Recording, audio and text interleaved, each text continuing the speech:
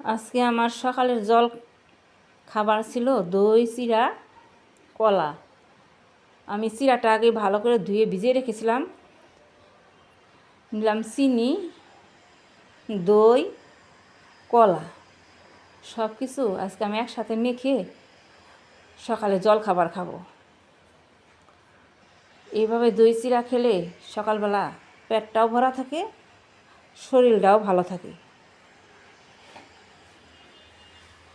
আমার ভিডিওটি যদি ভালো লাগে থাকে আমার পেজটিতে সাবস্ক্রাইব করে আমার ভিডিওতে একটা লাইক করবেন।